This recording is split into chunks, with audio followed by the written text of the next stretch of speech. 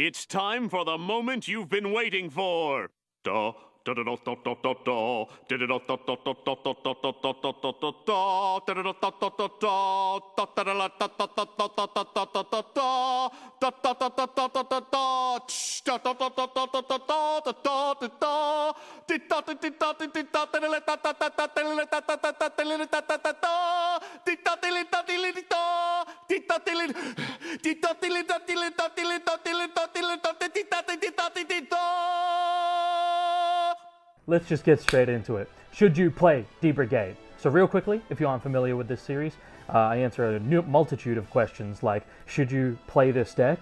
The core engine, is it fun? Matchups, everything. And this one's going to be a pseudo sort of deck profile as well, because after doing the Insectoids video, I realized I don't want to edit for about 3 weeks straight.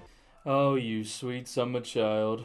So, if you'll join me, let's get straight into it. It's going to be a lot of yapping, but hopefully it's a lot of interesting and condensed ways to talk about D-Brigade. Of course, I turn around and we have a notification from Caleb saying, what if we play Gravity Crush and Birds? Come on, dude.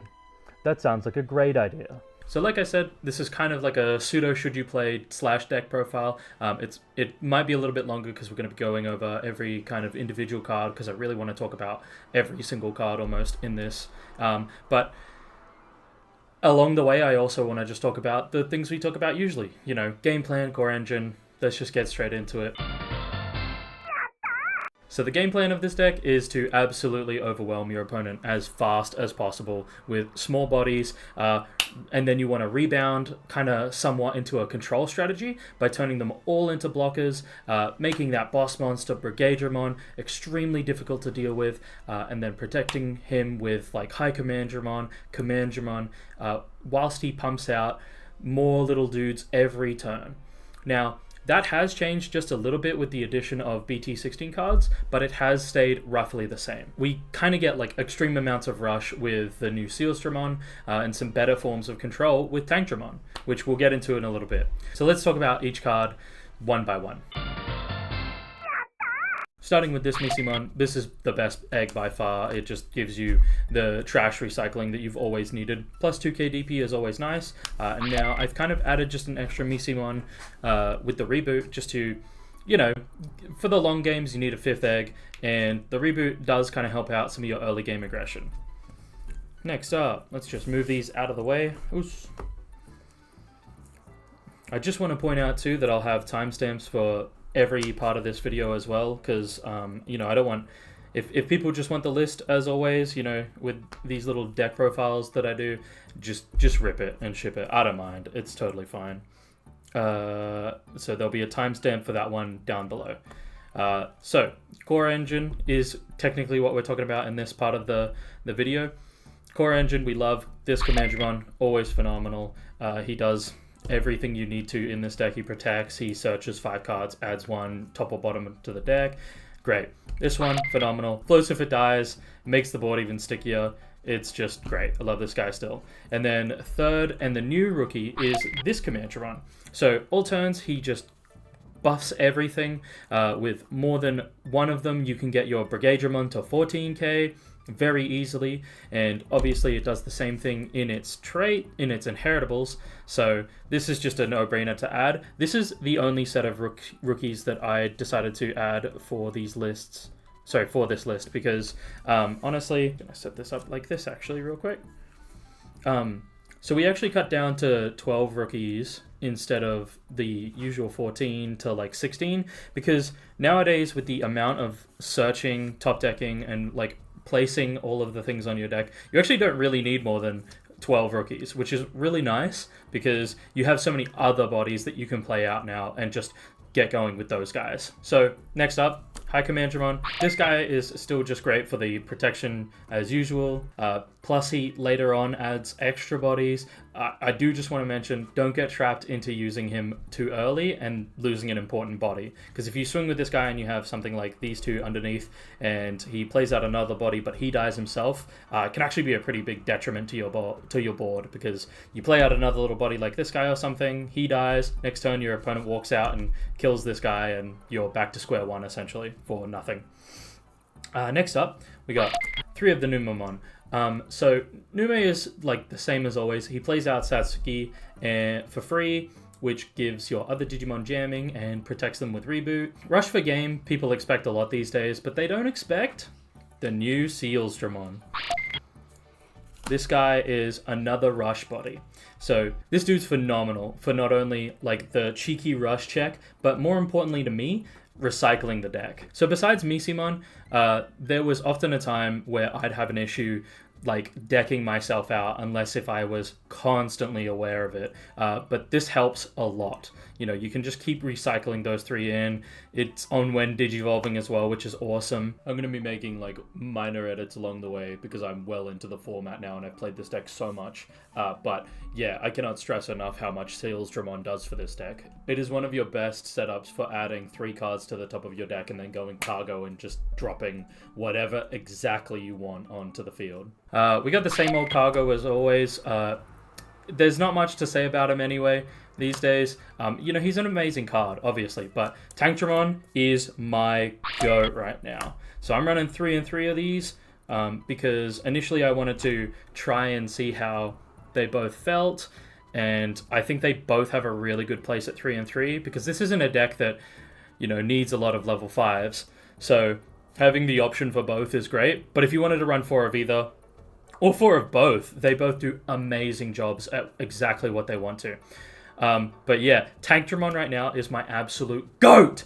This guy does so much for our control plan. He reveals the top 3, reduces the play cost of all of your opponent's Digimon by almost always 3, because we have so many names with Digipolice and D-Brigade these days. And then you pop a 4 cost, which is great. It can be something that was originally 7, is now just pop a 4 cost, pop it down to a 4 cost. Even better, you get to choose whether or not those 3 cards go to the top or the bottom of the deck. Another way to cycle and make sure you know what your next 3 cards are going to be, what your brigade's going to play out, for example. And adding top or bottom is most of what this deck's game plan is about these days. Just controlling what is on the top of your deck so that when you use the effects of some of these cards, you know what's coming next and you know what you're playing out, which the fact that they leaned into that is so cool to me. So with this effect as well, because it's a blanket effect, if they have a bunch of, like if they have a big guy and a bunch of rookies on the field, if you were to reduce those rookies down, or all of it by 3, for example, those rookies now become a 0 cost, which if you go into our favorite boy Brigade, which we'll just put here right now, if you go into Brigade, after making a bunch of rookies and maybe a bigger body, you know, 3 cost less, now Brigade pops his usual total 7 cost, but that can include, you know, a big body that is 7 cost, and then a bunch of rookies that are 0 cost. And because they are 0, you can still pop them and not contribute to that amount, that total, you know, play cost deletion. So you can essentially, if you get the whole sequence of events right, pop a moderately big sized body, maybe like a level 5 or something like that, and 2 or 3 rookies. Just send them to the fucking bone zone, dude. Get these bastards out of here. And that really helps out too with things, for example, the can't play by effects Digimon. You know, those floodgates are already easily outed by Brigade, but if we can pop more than just that, it's great. Brigade we could talk about for ages, but his pop is so much better now, and he just spits out bodies. Like, fucking love this dude. But if you wanted to, you could add Oyumon to the list if you wanted to. Even like at a 2 or a 4 if you wanted to go 4 and 4 or 3 and 3. I really like Oyumon, and one of the reasons that I put off making this video for so long was because I wanted to make a video just on Oyumon as well. You know, like half and half, both Brigade and Oyumon. This card is crazy. Just being able to, I really underestimated just being able to bot deck any Digimon or Tamer. It just goes bonkers. And, you know, playing out little bodies, now you can play this dude out. Man, this is a crazy card. And if you want to, I think you should be maybe adding this card. It's cool. I really like this. The only stipulation for this that I've not been a fan of here and there is that you have to have the Tamer underneath it.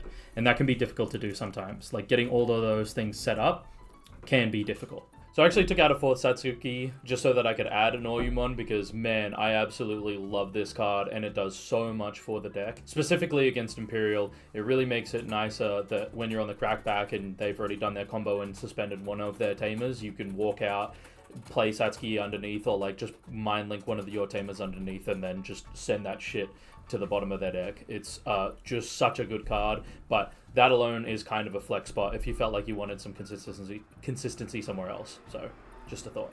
We got an audience. We got two little cockatoos out the back. Whoa! I can talk to these guys and pretend like they're my audience. But speaking of a second boss, I didn't realize how much I'd fucking love this guy. Like, Vikemon Ace.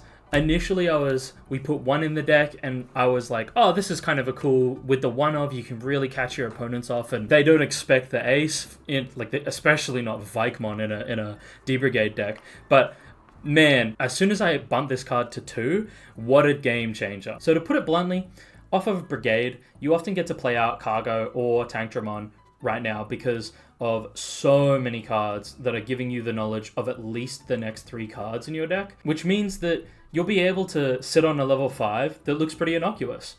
And then, bam!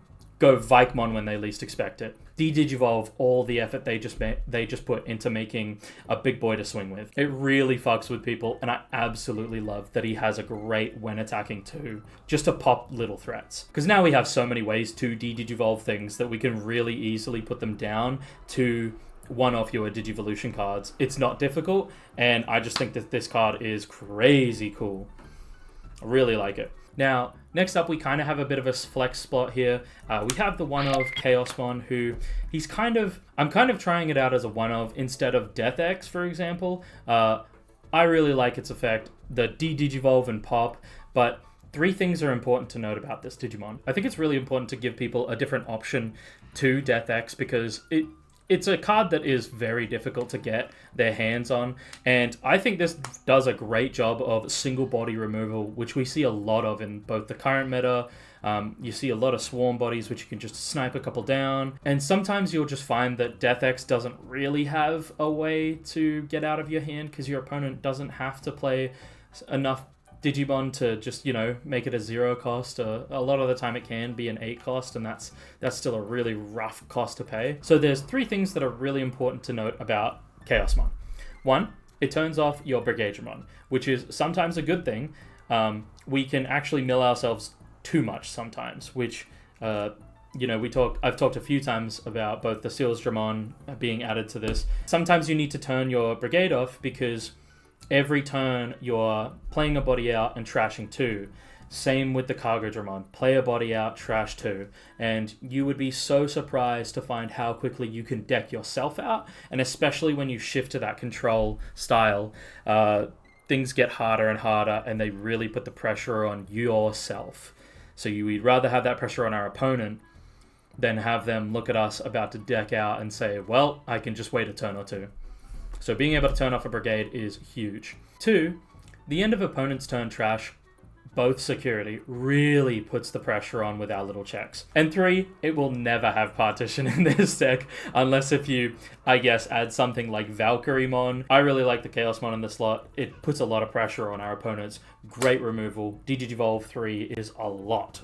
And adding a deletion to that as well is great. Getting into the options, what a surprise. 4 defense training, kind of mandatory. You can go down to 3 if you'd like, but I love the consistency of being able to 2-cost search something. And then we have really free reign getting into our 4s, even freer reign getting into our 5s, and then just ending our turn with a Brigade or something like that. So not much to say about defense training.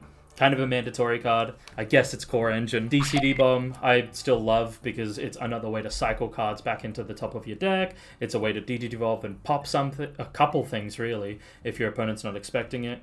If you've played this deck, you probably enjoy DCD Bomb just as much as me. 4-cost option to really fuck with your opponent is sick. And then 3 of the new Metropolitan Police Department, Community Safety Bureau, Cybercrime Division, Investigation Unit 11, Digimon Crime Response Team. You get 1 of those, by the way. Only 1, because if you're at locals and you say this every single time you play this card, or activate its effect or reference it at all, I'm going to punch you in the teeth. I'm going to slog you from across the table. I'm going to kill you. Spin you in my head. Absolutely obliterate you. This is hilarious one time. Don't wear it out. Now, for the actual card itself. This is phenomenal. Initially, I didn't think it was as good as I imagined, I suppose, because it felt kind of shitty at first to when I wanted to digivolve all the way into Brigade and start playing out a lot of bodies or something like that. It felt like a waste almost to pay 3 to put, top 3 cards and then go cool. Sure, it adds a card like a Searcher, which is still great, and then, you get the main delay to play out a card, whatever. What I didn't realize, for the most part, was how effective this is at doing things like, for example, when you recycle other cards with your Missimon, with your new Sealsdramon, you get to absolutely place exactly whatever you want. Now, let's say, for example, it was a Numemon. If we put Numemon back on the top, and then when we absolutely need it, but we don't have the memory to pay for a Numemon from hand, this has us covered. This just, boom, free, play out the body gets rush, swing for game. It's way more unexpected if you're sitting at 0 memory and your opponent just doesn't expect Numemon for game again, because they're like, cool, I'm all good, I've blocked all that I can and all that I have to, because Dane's now at fucking 0 memory. But nope, I still got this prepped. And this card is crazy. And it kind of does, and it does the exact same thing coming out of security. You get to, see what your next 3 cards on the top of your deck is, and then place it in the battle area, and it's even more alive. Amazing card. I was very surprised. And also, Mommy, step on me. Sorry. Last cards. We have 4 Satsuki. I absolutely still love this card. Memory gain, jamming, has it all. There's not a heap to say with it. It's kind of it's a mandatory card. It's a core engine, and 2 of the Shu Yulin. Mommy? Sorry. Mom. Anyway. Memory setter. We love having more memory. Now we get to tuck the Shu underneath our Brigadramon, for example, and get 2 checks at 13, 14, 15k DP with one of our littler bodies that our opponent maybe wanted to block, but now we can just use it as an alliance. It's great. I really like this card. I think it's fine at a 2 of. It's kind of hard sometimes to find that gap to be able to play this card when you're playing such an aggro-heavy deck. But, you can play it off of Brigadramon or even Cargodramon. You can play this card out because it has digipolice and traits. And that's crazy. It's nice. So this is both kind of a deck example, deck profile, and the core cards of this deck sort of section. We can get into the next part, but I do just want to reiterate the most core parts of this deck are all these Commandramon are the best. The High Commandramon, the Numemon are the best. You can, if you wanted to, run Mechanori. If you wanted to. The Mechanori is kind of cool, but you have to really have knowledge of what you like playing it out from the top of the deck or off of your Metropolitan. But unfortunately, it has to eat another body on field to be able to get its Digivolve. So sometimes it can be really, really tough to get that whole sequence of events going. If you wanted to run it at 1, I would not blame you. But I really like consistency in my deck, so that's why I run, the absolute kind of maximum that I can of things, not having just one-ofs. Except Chaosmon, I suppose. That's a misnomer. But yeah, so 4 of the High Commandramon, 3 of the Numemon, Sealsdramon. Kind of figure out which one you like the most out of these 2. Just add more ratio to either one of them, because this guy is really great for cycling and middling. Unfortunately, he's a 4-cost. This guy is great for adding a adding a tamer to the field, but he's pretty small. It's not super hard to pick and choose, but you can go your own ratios with this. 3 and 3 on these guys. These are both absolutely mandatory. No questions asked. Same with Brigadramon. Then these guys are flex spots. Mandatory, mandatory, mandatory, mandatory, mandatory. It's kind of hard to say here the core engine pieces for a deck that you are essentially saying the entire deck is mandatory. But if you have little flex spots here and there, it's definitely in things like this. play around with the deck, see what you like. You might end up finding that of all things Orumon, you might enjoy more. Really quickly too, talking about accessibility, this is a super rare, this is a super rare, these three here are super rares, but again, it's pretty accessible. This was super easy to get in BT14 because it's just one of the SR rookies, and those were actually not too difficult to grab, like how the BT15 rookies were, for example. So this is pretty accessible. Same with this guy. You get him from the same set. You get all these ones. Most of these cards you're getting from BT14, BT15 and BT16, so these are all really easy to get your hands on. I think the only card that I would say is like difficult to get your hands on is these commandramon, because they are a BT4 card. This alt art is a reprint in BT11, so it makes it a little easier to grab those if you'd like. But you can always just buy singles of these. I still own the original non-alt art versions of them. And I think that most of these cards are super accessible because now we got all these guys and they're in common, which, nice. I'm glad that they're commons, guys. I'm not upset at the fact that these don't get a pre-release version. I'm not mad about it at all. Alright, and quickly, is the deck fun? Yes, it is super interactive. Sometimes your opponents just don't have the out and you just have a bunch of little dudes just go pa pa pa pa pa, absolutely kill them. It's really fun to create a bunch of blockers that your opponent can't walk past and just completely ignore.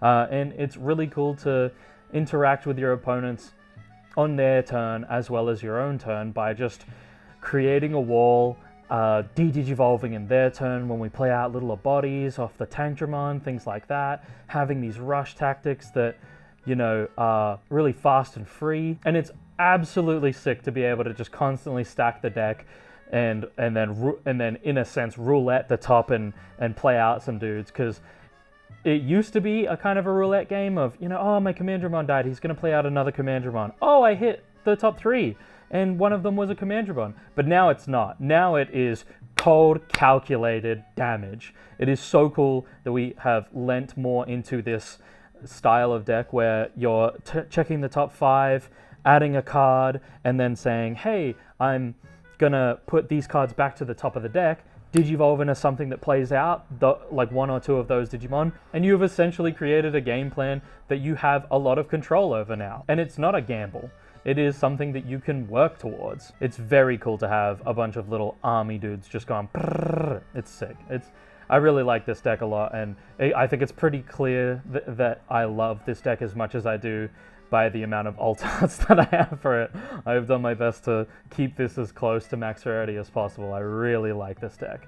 I cannot stress enough that it is a fun deck to play.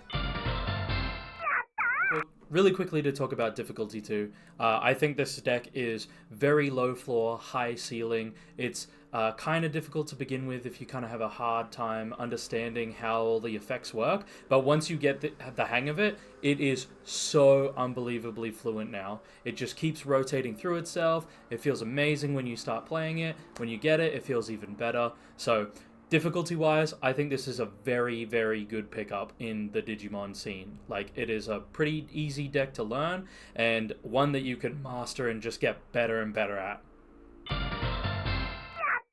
Meta relevance is another really important topic to talk about here, and I'll make it quick, I'll make it painless. Unfortunately, I think this has now been kicked out of the meta just by a little bit more. Now, that's not to say that this isn't a great deck, that this doesn't have a clear game plan, that has a lot of great tools for it to be able to do a lot in the current meta, but unfortunately some of the decks that are added now are beyond heavy hitters. It's hard to give this deck an exact, you know, tier 1, tier 2, tier 3, because some of the matchups it has very, very good ability to work into, and some of them are just unwinnable for the most part. Obviously, this is all my opinion, as always. But... Okay, so now let's just talk about some really quick matchups that come to mind. Let's start with the worst of them all. Imperial just kind of blows this deck out the water. Now, there may be somebody who says, oh, well, there's this reason why it's good against D-Brigade, or good for D-Brigade, or, you know, it's heavily favored in D-Brigade's favor. the only times that I have played this deck against Imperial, it has not been close. Imperial is faster in its ability to get out on board, do a couple checks, and then sit on something that says, hey, if you use a, one of your trainings, or you play a Digimon by effect, which so many of this deck has, you are walking into a fighter mode that is going to absolutely obliterate your board. Not to mention the fact that the Tamer and Pales already kind of obliterate your board.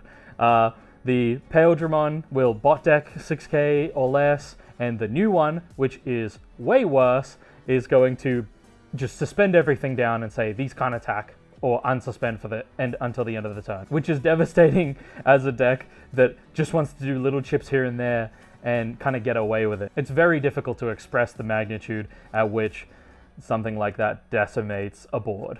And worse yet, the Tamer, the Davison Ken Tamer, when they D.N.A Digivolve, strips 3 of any Digimon sources, and then they get to do the suspend effect. And now, this is another horror for, D-Brigade, solely for the fact that Brigade will not ever retain its sources for protection. So, as soon as they D.N.A, you can just say either goodbye to Brigade, goodbye to any of the little dudes, and just goodbye to your board for the most part. It's very, very difficult for D-Brigade against Imperial. That is just kind of a fact for me at the moment. If anybody else has any tips, I would love to hear them. There might be some, forms of playing this deck that, do very well into it. But at the moment, as it stands, I find this very, very difficult to crash through, because they don't brick anymore, and we can't out-tempo them on bricking. Second deck, which is kind of funny to talk about straight after getting shit on by Imperial, is Magna X. Magna Pure, I want to be clear. Just all the Magnamons, Magna X, and, they sometimes run their Final Zubagon Punch, Heaven's Judgment, whatnot, right? So this is a deck that kind of does have a good matchup into Magna X, because essentially what you're doing is you're fighting for them on tempo by doing your little checks and whatnot, and then when you get into Brigade, you're plopping out a lot more little bodies that all have blocker, and all Magna X wants to do is get that one check in so that it becomes untouchable again for another turn, or something like that. And by having as many little bodies out as you very easily spew out, it becomes increasingly more and more difficult for them to be able to use that Magna to check into security, become immune to effects. And as we were talking about with the Vikemon before, Vikemon is a phenomenal way to interrupt your opponent's Magna X trying to swing that security. Not only are they trying to fight through a board of miniature little bodies that are expendable as they get, you're also putting up a ace waiting for them to walk into and de-digivolve and then stun. And Vikemon stuns almost all of the bodies because they'll be swinging on 4s, swinging with rookies and whatnot. So now they have a board of Digimon that you've de-digivolved their Magna X and can't swing. So their turn is functionally over, and then next turn you're kind of just going in on them with all these little bodies.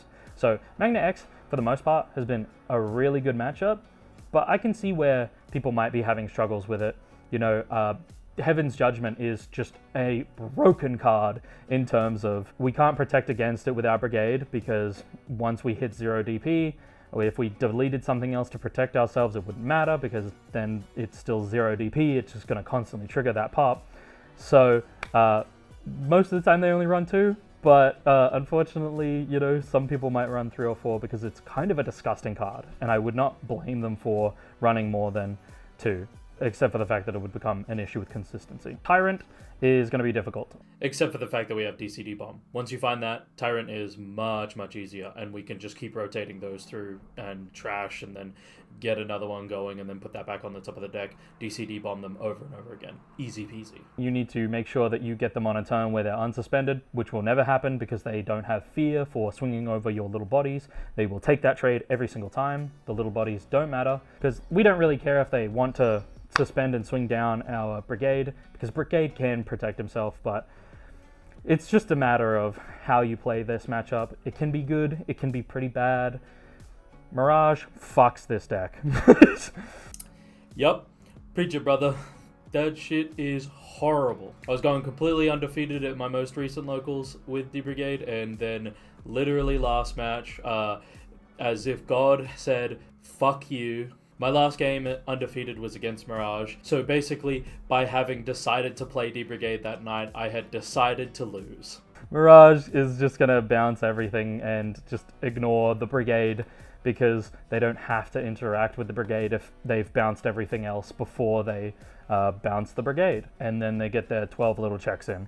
Nume is one that I just couldn't tell you off the top of my head. They can outrush us just as much as we can outrush them, and they have really good forms of removal with their DP reduction. So kind of hard to tell. It's, you know, Venus is a real big fuck up to this deck because now we have a bunch of little dudes that don't do anything functionally. So the matchups are bad. The meta relevance is a little rough. There's probably a few other decks that I could talk about. You know, Levia, God. Couldn't even want to talk about Levia with Biting Crush. You're walking into it on just digivolving into your level 5, basically. They can pop all your tamers, they can pop all of, yeah, just horror. So the greatest meta contenders out there are probably going to be eating your board alive. But I think it's a great deck to be playing at locals because I don't think that, you know, every person is out there playing tier 1 meta threats. You know, people do be playing. People do often play outliers, rogue decks, Jellymon, you know, Diaboro, to name a couple just off the top of my head. There are other decks out there that this deck can still gatekeep, essentially. It's still a lot of fun to really try bashing your head against a wall. That's a horrible way to describe it, but like sometimes it can be like bashing your head against a wall when they set up blockers. It's just a really fun deck to like take to locals and have a good time with, because I think, you know, against other decks, it's, you know, it's still relatively good. And then last but not least, strengths and weaknesses. Let's start with strengths. Strengths of the deck, it's fast. It is very well protected, and it has the ability to interact on both of your turns. Giving you all of your little Digimon's blockers is great. We've talked about this over and over, that you can really block out your opponent, and sometimes it is just good enough to stall for a turn or two before you play out another bunch of rushing Digimon that go pa pa pa pa pa pa pa. Very fast. If your opponent doesn't get set up or they have a brick, they just cannot catch up to you in terms of speed. So you can really steal games in that way. The protection is just crazy. Like, you just get to pop your own little dudes to be able to protect a massive body, and some decks just don't have the capacity to be able to just constantly hit your board with pops to be able to get through the amount of floating that your little commandramon do. And the deck has great deletion now. You can absolutely decimate an entire board of small Digimon. You can functionally crack them down to those small Digimon so that you can explode every little guy with so many forms of, you know, these little pops, that it has a really good ability to board clear more than just single Digimon killing, which I really like about it, because if you do enough cycling and you know, moving through pieces to get to a certain point, you can clear your opponent's entire board sometimes, which is great. Very cool. And it might seem like the strengths list here is a little bit short, but I think that those strengths are extremely condensed into just being able to do exactly what they need to when they need to. It doesn't have to have a lot of broad covered strengths. It's just very good at what it does. And now for the weaknesses. Crimson Blaze. Crimson Blaze, like, do I need to say anything more than the name of the card? It just clears your board and just says, none of these float, none of these get to be played out again. Great. I guess I'll do nothing for a turn.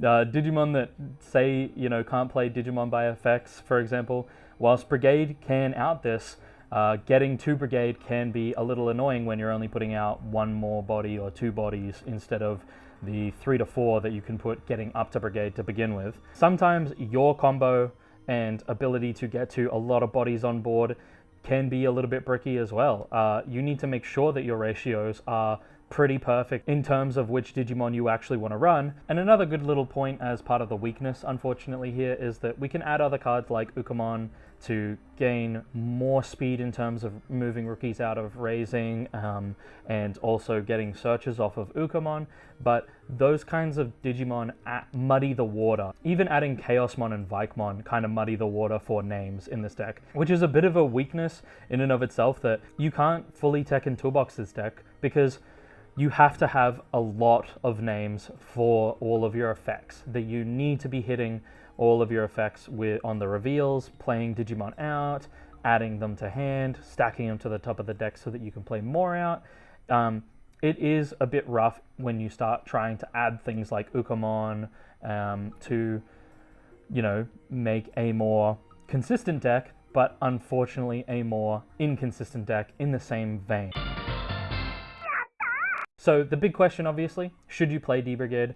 I think yes. If you've been playing it for a long time, the answer is yes. Now that it has up-to-date Digimon that are very good at what they do, very concise, can be very fast, there is a lot of ways to Tekken Toolbox and change some of the ratios. You have way more support now more than ever with the Bt14 through to Bt16 cards. There is plenty of different options. I have been absolutely obsessed with this deck for a long time now, since Bt14 came out and gave us some really good tools to begin with.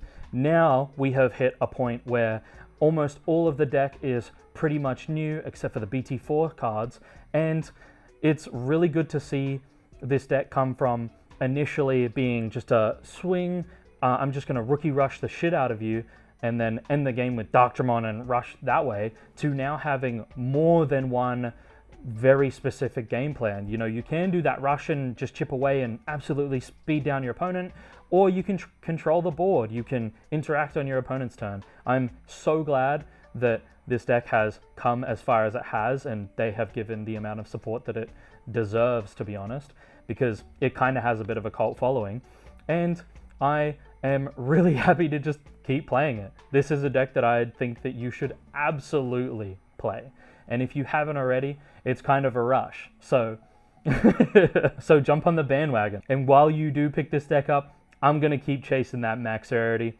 So I'll see you next time. I hope you enjoyed the video. I'll be trying to do another one soon, and if you did, I would appreciate you telling me about a deck that you'd like to see in the future. You know, comment what other decks that you think are worth playing, decks that you think are very not worth playing, which would be a fun one after I've done 2 yeses for should you play. And tell me if I missed the mark on any of this, honestly. Like, this is, for the most part, a little bit of theory, solely for the fact that Bt16 is a fresh meta. We do not know what it's going to look like, and being able to playtest and try out a whole slew of new cards, from the Vikemon to the Chaosmon, is really, really fun. Like, I like that they have a really good inclusion in this deck, and, you know, it's not a problem to add them. I'm just so glad that Black finally has a good fucking ace card, dude. So as always, thank you for watching. I really appreciate it. And again, comment down below what you want to see next. I'll see you later. Bye.